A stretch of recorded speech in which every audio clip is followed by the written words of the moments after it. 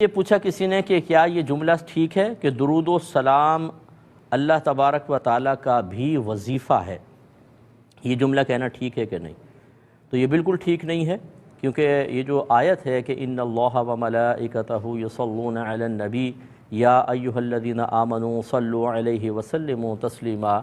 جس کا ترجمہ ہے کہ اللہ تعالیٰ اور اس کے فرشتے نبی کریم صلی اللہ علیہ وسلم پر درود بھیجتے ہیں۔ اے ایمان والو، تم ان نبی کریم صلی اللہ علیہ وسلم پر درود اور خوب سلام بھیجو۔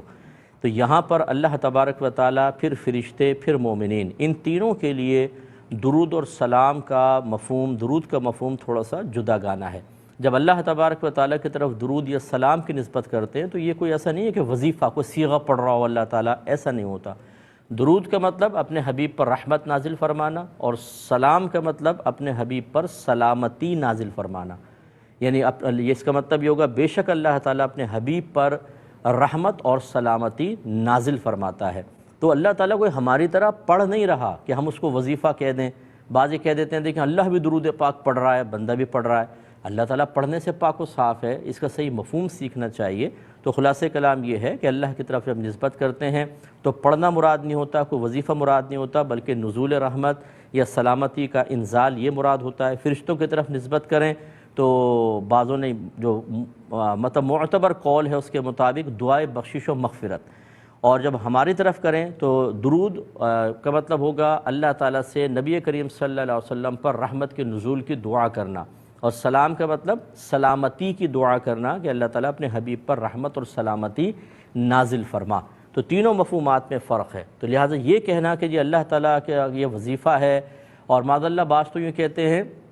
اور یہ بڑا سخت حکم رکھتا ہے کہ اللہ تعالیٰ کوئی عبادت نہیں کر رہا، لیکن درود اور سلام ایک ایسی عبادت ہے جو اللہ تعالیٰ بھی کر رہا ہے۔ معاذ اللہ یہ تو کلمہ کفر میں چلا جائے گا، کیونکہ عبادت کسی معبود کی ہوتی ہے۔ تو اس کا مطلب جب اللہ تعالیٰ کی طرف عبادت کی نسبت کریں گے تو آپ یہ ثابت کر رہے ہیں کہ اللہ تعالیٰ عابد ہے اور وہ کسی کی عبادت کر رہا ہے، اور معاذ اللہ ثم معاذ اللہ یقینی سی بات ہے کہ پھر وہ کوئی اور ہی خدا ہوگا اور اللہ سے زیادہ پاورفل ہوگا، کہ عبادت تو معبود جو ہوتا ہے وہ عابد سے زیادہ طاقتور ہوتا ہے، زیادہ اس کے اوصاف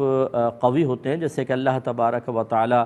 کوئی ہمسر نہیں ہے۔ تو یہ مطلب بعض اوقات ہمارے محاورات میں، اور بڑی معذرت کے ساتھ، یہ جو مطلب پیشہ ور قسم کے خطباء ہوتے ہیں جن کے پاس علم کم ہوتا ہے لیکن کتابوں کا مطالعہ کر کے تقریریں بڑی لچھے دار اور چٹپٹی کرنے میں کامیاب ہو جاتے ہیں، یوٹیوب بھرا پڑا ہے ایسے مطلب مقررین سے، ان کو سننے سے ذرا تھوڑا سا احتیاط کیا کریں، کیونکہ کہیں پر بھی کوئی کلمہ کفر آپ سیکھ سکتے ہیں۔ کالر